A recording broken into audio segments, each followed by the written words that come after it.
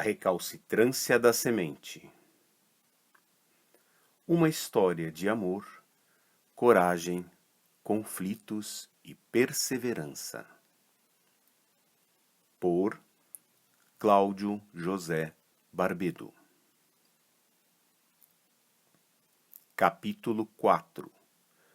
Ficção. Quando a questão apareceu. Estamos em algum lugar da Europa, pouco afastado e a sudeste do Canal da Mancha, em um anfiteatro nos arredores dos quinto e sexto arrondissements, há pouco mais de um século, onde ocorre um acalorado debate entre três incansáveis estudiosos da vida e de seus mistérios. Felipe, o mais experiente, decano já septuagenário, acompanha ainda calado a condução de raciocínio que Gastão, mais uma vez alguém querendo ensinar, desenvolve com seu pupilo Paulo, mais uma vez alguém querendo aprender, debruçados em um mar de papéis com números, letras, símbolos e até alguns hieróglifos. Mas se você reparar nestes resultados aqui na tabela, corre o risco de acabar abandonando nossas atuais convicções e chegar à mesma conclusão dos vitalistas.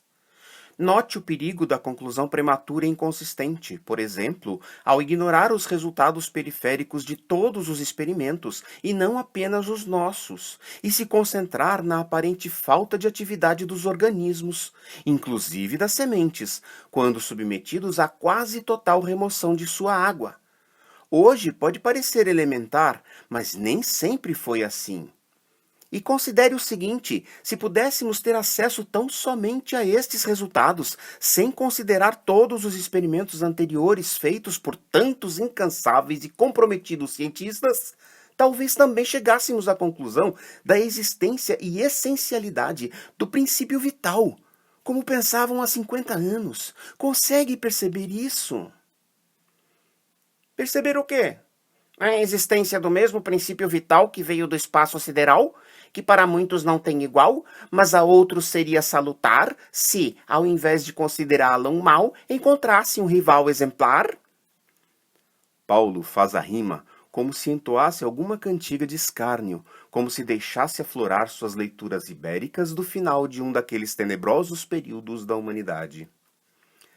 Seguem-se alguns segundos de silêncio. Ambos mantêm fixos os olhos nos do outro, mas é notório o desconforto, repentinamente descoberto, de Paulo e o esforço de autocontrole de Gastão. Felipe leva a mão aos lábios, aparentemente tentando disfarçar algum riso muito bem contido, ou simulando o engasgo de saliva que, na verdade, era, sim, uma gargalhada. É Gastão quem rompe os nanosegundos. Paulo, admiro o seu senso de humor, mas tome cuidado com os momentos em que o externaliza, certo? Mantenha o foco. Aliás, de alguém já com seu nível seriam esperadas outras perguntas. Veja estes resultados periféricos aqui. Eles nos falam tão claramente o que se poderia esperar da evolução do comportamento das sementes em cada situação. Não percebe? Paulo olha novamente para os resultados apontados pelo mestre, mas logo em seguida olha novamente para os centrais e questiona o direcionamento do olhar de Gastão. Mas, mestre, olhando para os resultados periféricos, não se estaria desviando o foco do objeto principal, como tantas vezes já o ouvi falando?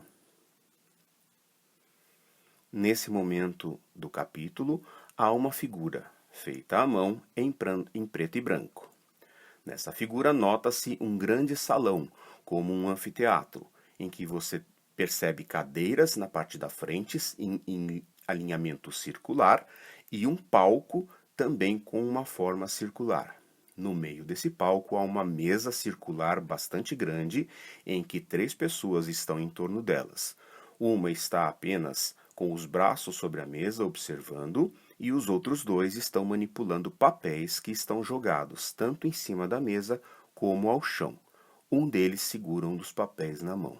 Ao fundo há um quadro bastante grande, tomando quase toda a parede, e nas laterais desse quadro, 2 arcos de passagem.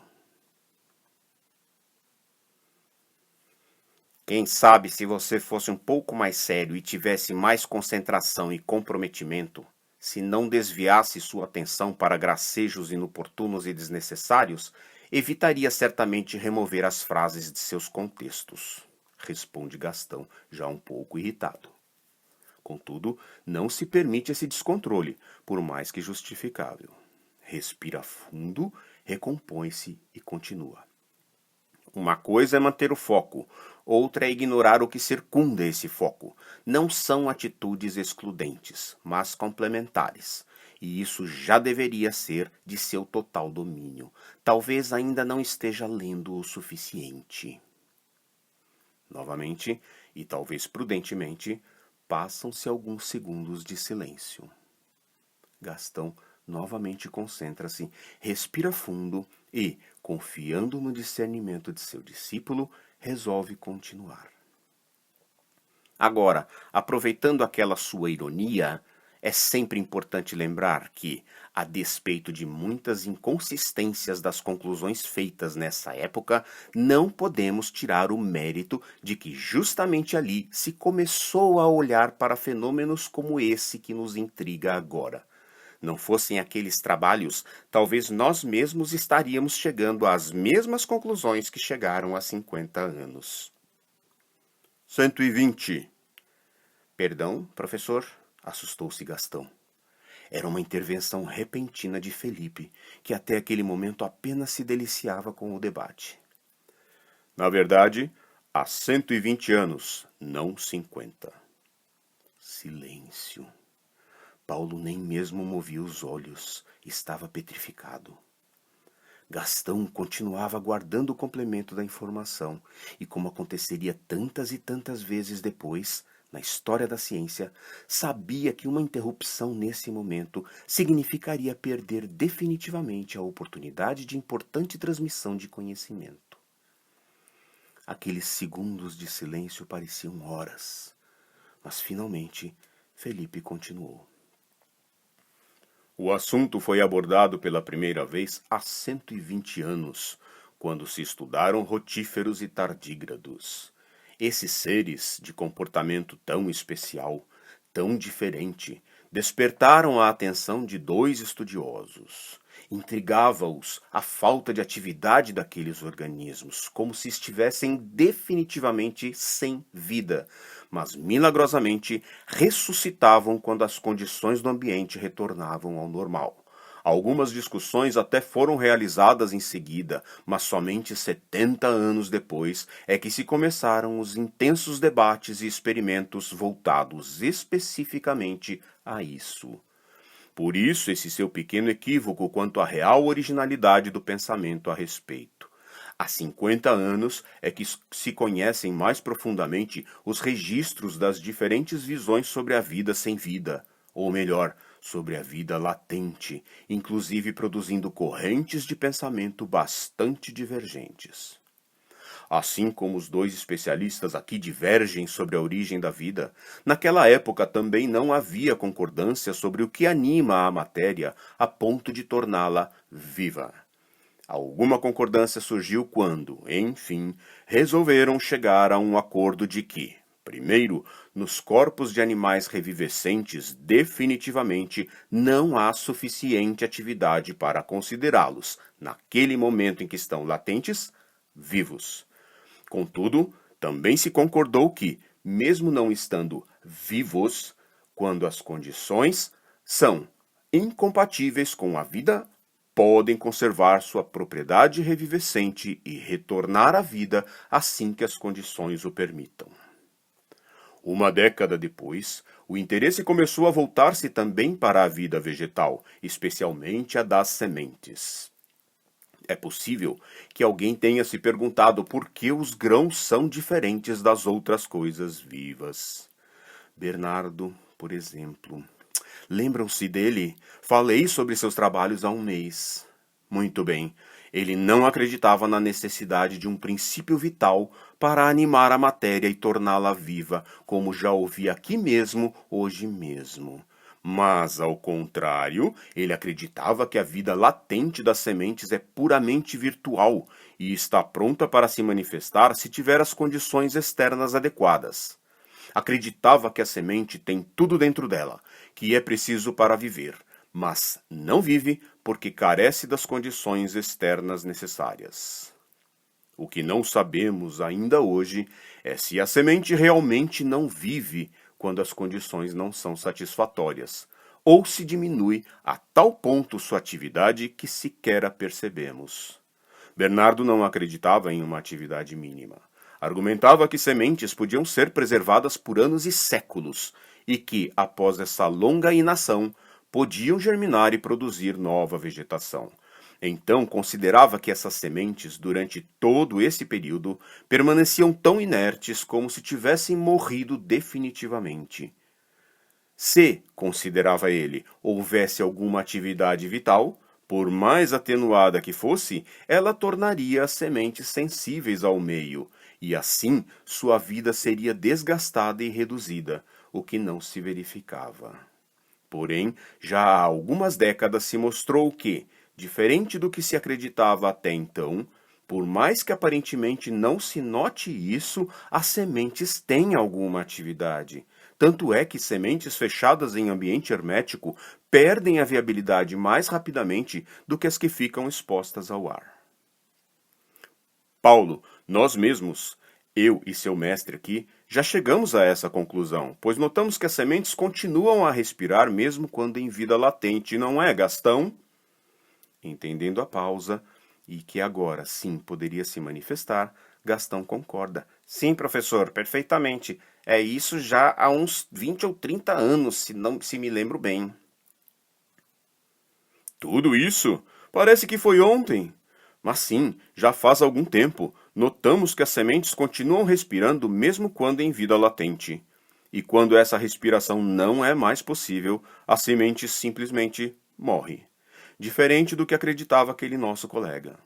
Então, se ela morre depois de algum tempo e se mantém alguma respiração, não podemos considerá-la como totalmente inerte, como se não tivesse mais vida, não é? Temos que admitir que há sim alguma vida ali, embora muito desacelerada. Talvez o que tenha faltado àquele nosso colega foi tempo suficiente para perceber isso. Interessante, meus jovens, como o tempo acaba por definir os acertos e erros de tantas coisas, não é? A verdade certamente aparece, mas não necessariamente no tempo que temos, no tempo que esperamos ou mesmo no tempo que gostaríamos. Definitivamente, a paciência e a compreensão plena dela é uma das maiores virtudes, e sua falta, talvez um dos maiores tormentos da alma. Mas eu não gostaria de interromper tão deleitoso e prazeroso espetáculo que assistia, exceto que tal correção se fazia irremediável, e por isso intervim de inopino. Mas por favor, continuem, pois estava muito enriquecedor aquele debate. Então, Paulo, olha aqueles resultados ali, continuou Gastão, apontando para outra pilha de papéis sobre a grande mesa. Todos são experimentos que mostram que, mesmo em vida latente, as sementes mantêm alguma atividade e, por isso, após algum tempo, vão perder a vitalidade em definitivo. Há testes no vácuo, há outros utilizando mercúrio, alguns sob congelamento, há diferentes sementes sendo usadas, como trigo, ervilha e feijão, mas no final parece evidente que, mantida alguma atividade, ainda que de forma desacelerada, as sementes em algum momento vão morrer. Mas, professor, e estes resultados aqui que mostram sementes de ervilha que perderam a capacidade de germinar mesmo sem demonstrar estarem respirando? Sim, Paulo, estas colocadas no vácuo, não é? Isso realmente é complicado. Me permitem? Novamente, era Felipe receoso de que algumas coisas não estivessem tomando o rumo que deveriam tomar. Claro, professor. Duas vozes em uníssono. Então, Felipe, que havia conseguido conter o ímpeto de interromper a todo momento o enriquecedor debate que vinha sendo travado entre seu filho e seu neto científicos, e percebendo o perigoso funil que se alinhavava nas mentes de ambos e que conduziria a seiva do conhecimento para fora da boca da garrafa do real saber, começa uma de suas raras longas explanações. Meus caros, talvez pela quantidade de informações dispostas sobre esta consagrada mesa, ou pelo cansaço, ou pelos conceitos pré-concebidos de difícil identificação, ambos estejam iniciando o andar por estradas comuns, aquelas que são mais tranquilas, menos pedregosas, mais retilíneas e menos acidentadas, por onde costumam ir os pouco cuidadosos, os mais desejosos do logo chegar, os que priorizam atingir o fim a contemplar o caminho, e os que refutam refutar, tão somente porque todos estão escolhendo aquele trajeto. Não nos esqueçamos, porém, que nem sempre tais estradas são as que devem ser percorridas, ainda que seu destino seja o mesmo. Porque nesse destino, nem sempre aquele que escolheu o caminho mais fácil conseguirá contemplar todas as nuances percebidas por aqueles que lá chegaram após diversificadas experiências adquiridas no caminho mais longo. Não nos esqueçamos também, excetuando-se, e talvez nem seja exceção, pois disso ainda não estou certo, a última viagem, a que todos nós estamos fadados a nos sujeitar, aquela que todos faremos, queiramos ou não, gostemos ou não. Todo destino certamente é o início de mais uma jornada. Contudo, mesmo tendo todos atingido o mesmo destino, o novo caminho não necessariamente será o mesmo para todos, pois as experiências de cada um vão interferir decisivamente na escolha do novo rumo. O professor então pausa alguns segundos, mantendo firme olhar para seus pupilos, ainda não sabendo para qual dos três essa pausa foi fundamental. E então prossegue. Se lhes parece que há algo conflitante nos resultados de todas essas tabelas sobre a mesa, certamente estão procurando relações diretas entre coisas que não necessariamente estão diretamente relacionadas. Não será a primeira vez, e certamente não será a última, que os lembro dos riscos tanto de um possível terceiro elemento quanto de uma falsa relação direta entre causa e efeito. O não detectar de vida não implica, diretamente, não haver vida. O não detectar de uma atividade absolutamente não significa não haver atividade. O detectar de B quando surge A absolutamente não significa que o surgimento de A implica no aparecimento de B. Então, antes de continuar nas vagas especulações, vamos organizar nosso pensamento. Primeiro, sobre a vida. Ah, sim, acho que esqueceram de lembrar disso na discussão, certo? Sim, pois quando estamos discutindo se este ou aquele ser está ou não está vivo neste ou naquele momento, há que nos lembrarmos o que é de fato a vida. Poderíamos, certamente, divagar nosso pensamento para questões religiosas, que seriam mais cômodas, mais confortáveis, mais aceitáveis, enfim, sem necessidade de esforço mental. Nos trariam para nossa segurança de sentimento, falsa, mas eficiente. Prefiro que deixemos isso para os altos escalões dos sumos sacerdotes, como há algumas dezenas de séculos era costumeiro se fazer, mas, diferentemente daquela época, não para aceitarmos o que deles vem, mas para enveredarmos por alamedas de nosso precário domínio do conhecimento. Vamos, pois, para a ciência. O que nos diz ela sobre a vida? Há interessante e recente resgate dessa discussão por aquele nosso conhecido galês, tão preocupado não apenas com a vida, mas com as relações entre os seres viventes. Lembra-nos, ele, das diferentes opiniões sobre o que é ou não é vivo, ainda que misturando questões científicas e religiosas. Mas, resumidamente, há ainda muita dificuldade em se estabelecer realmente o que seria um ser vivente e o que seria meramente matéria instável ou mutável. Paulo, Seriam esses olhos de alguém com sincero e evidente retorcimento muscular e cerebral, ávido por interceder? Por favor, fique à vontade. Então o citado resolve se manifestar. Apenas uma dúvida, professor. Seria esse galês aquele que teve todo o seu pensamento sumária e impiedosamente surrupiado? Fortes palavras, expressões e ideias, Paulo. E há que se tomar cuidado com isso em tempos de vírgulas e reticências.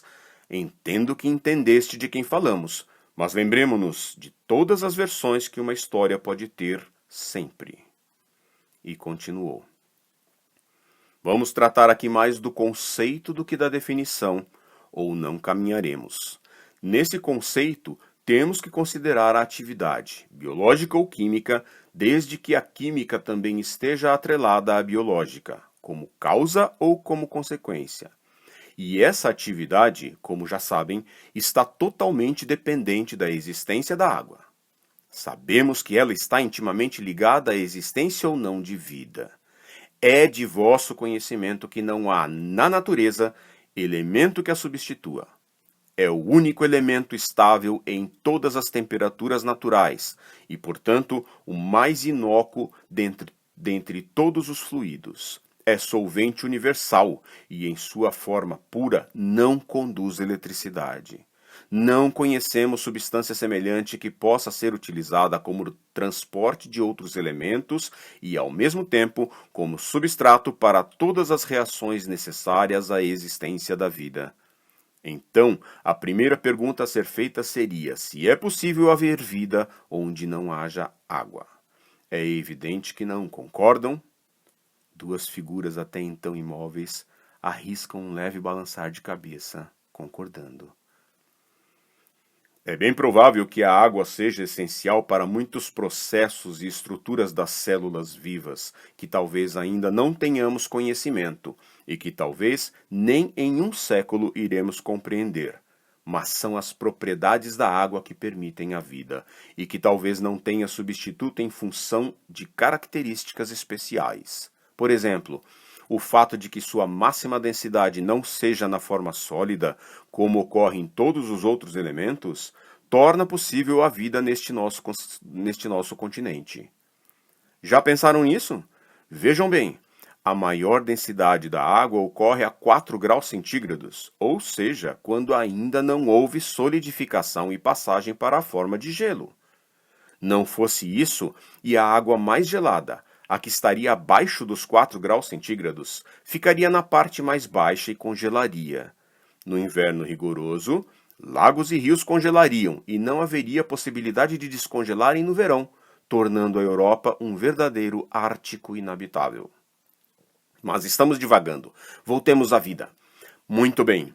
Se não há vida onde não há água, podemos supor que, mesmo aparentemente secos, os organismos ainda devem manter uma quantidade mínima de água. Quando retiramos absolutamente toda a água de qualquer organismo, retiramos também a possibilidade desse organismo retornar à vida, mesmo que lhe seja fornecida a água novamente.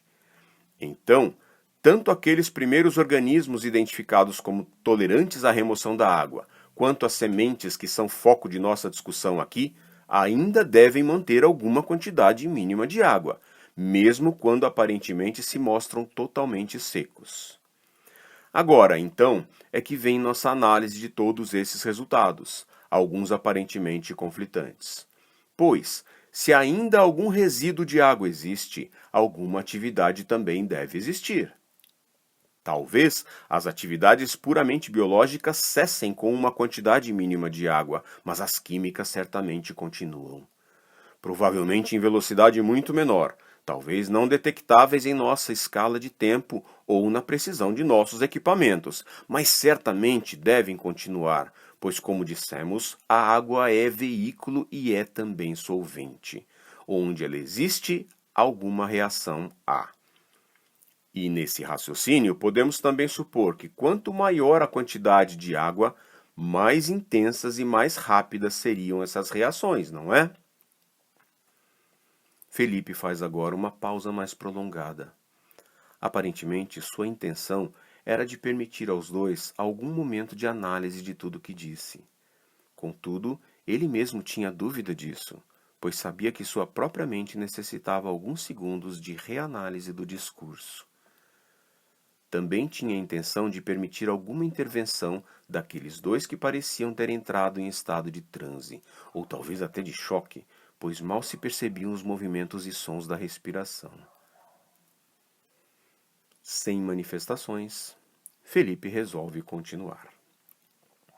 Pois é exatamente essa visão que muitos de nós temos trabalhado na última década, a de que as reações são tão mais intensas quanto maior a quantidade de água disponível. Quando se remove a água até certo ponto, é possível que as reações biológicas cessem, inclusive a respiração. Contudo, as reações químicas podem continuar. Daí a conclusão de Léo, do trabalho que os deixou confusos, de que as sementes têm uma determinada energia e que a gastam até morrer.